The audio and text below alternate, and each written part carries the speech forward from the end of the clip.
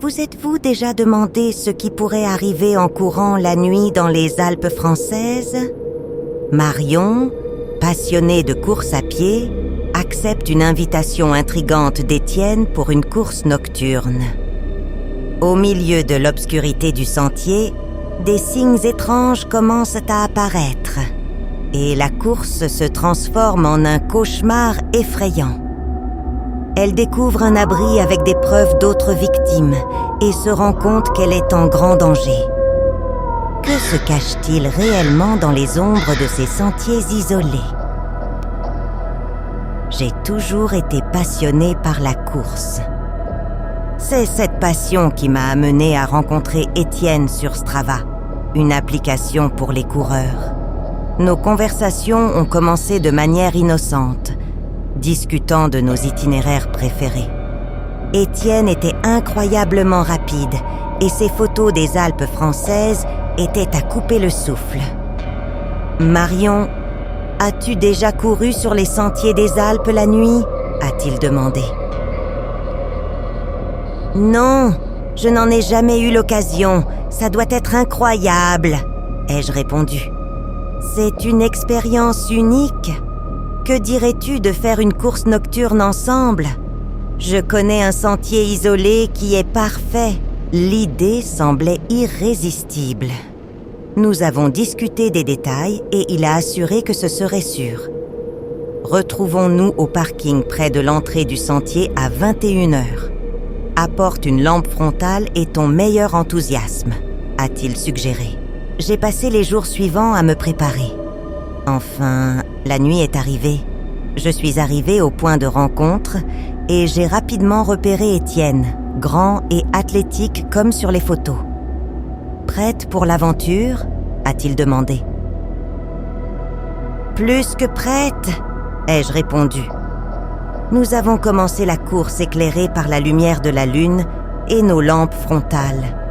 Les premiers kilomètres étaient magiques. Le sentier serpentait à travers des paysages époustouflants. La compagnie d'Étienne rendait tout plus agréable. « Tu as un excellent rythme, Marion. Je pense que ce sera l'une de mes meilleures courses, » a-t-il commenté. « Merci, tu es incroyable aussi, » ai-je répondu. Cependant, à mesure que nous progressions, j'ai commencé à remarquer de petits signes étranges chez Étienne. Il semblait distrait et regardait autour de lui de manière inhabituellement fréquente. « Tu connais bien ce sentier ?» ai-je demandé. « Oui, j'y ai couru plusieurs fois, mais ce soir, il fait plus sombre que d'habitude. Tu ne trouves pas ?» a-t-il répondu. Près d'une portion plus dense du sentier, Étienne a suggéré un itinéraire alternatif. Ce sentier est magnifique, mais je connais un raccourci qui nous mènera à un point de vue incroyable. Tu veux essayer ? A-t-il demandé. Un sentiment de méfiance grandissait en moi, mais j'ai accepté. Nous avons suivi la route alternative, qui s'est rapidement révélée plus étroite et isolée. Mon cœur a commencé à battre plus vite, non pas à cause de l'effort de la course, mais à cause de la sensation croissante que quelque chose n'allait pas. « Étienne, es-tu sûr que c'est le bon chemin ?» ai-je demandé. « Fais-moi confiance, Marion. Nous y sommes presque, » a-t-il répondu avec un sourire forcé. L'obscurité autour de nous semblait plus oppressante. Soudain, Étienne s'est arrêté et m'a regardé avec un regard prédateur.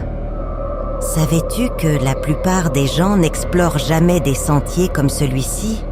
C'est dommage, ils ratent tellement de choses. »« Vraiment ?» ai-je répondu. « Oui, des choses qu'ils n'oublieraient jamais, des expériences uniques. Étienne, je pense que je me suis foulé la cheville. Pouvons-nous retourner sur le sentier principal ?» ai-je demandé, essayant de dissimuler ma peur. « Nous sommes si près, Marion. » Encore un peu, s'a-t-il insisté, irrité. La sensation de danger imminent s'intensifiait. Je ne pouvais pas continuer. « Désolée, mais je ne peux pas. » Je dois retourner. » Avant qu'il ne puisse répondre, j'ai couru dans la direction opposée, entendant ses pas lourds derrière moi. « Marion, reviens ici maintenant !» criait-il. Ma cheville me faisait mal, mais j'ai continué à courir jusqu'à trébucher sur une racine et tomber. Avec difficulté, je me suis cachée dans un fossé. J'ai entendu Étienne s'approcher, sa voix désormais basse et menaçante.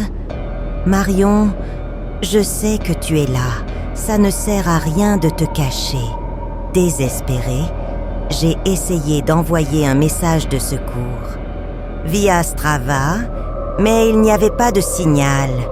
Je devais agir rapidement. J'ai décidé de me faufiler silencieusement à travers la forêt. J'ai trouvé un ancien abri en bois partiellement détruit. À l'intérieur, j'ai vu des vêtements de femmes et des objets personnels éparpillés sur le sol. L'horreur de la situation m'a fait comprendre que d'autres victimes étaient repassées par là. Soudain, j'ai entendu des pas approcher. Étienne est entré dans l'abri. « Oh, je sais que tu es ici, Marion. Ça ne sert à rien de te cacher, » a-t-il dit en fouillant le lieu. Il a pris une radio. Elle n'ira pas loin avec cette cheville blessée.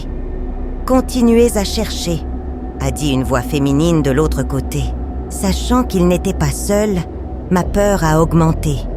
J'ai attendu qu'Étienne s'éloigne et, avec mes dernières forces, j'ai fui vers le sentier principal.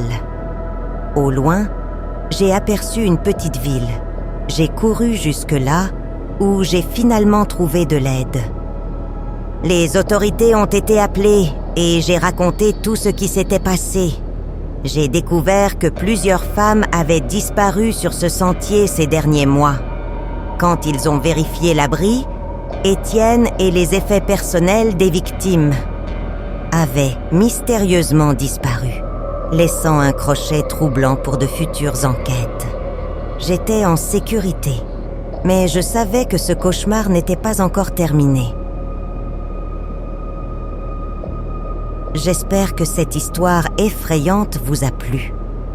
Si c'est le cas, abonnez-vous à la chaîne L'Antre de la Peur pour ne manquer aucun conte de terreur. Nous avons de nouvelles vidéos tous les jours, alors cliquez sur le bouton d'abonnement et activez les notifications pour être le premier à les regarder. Et si vous voulez plus de terreur tout de suite, ne manquez pas notre dernière vidéo.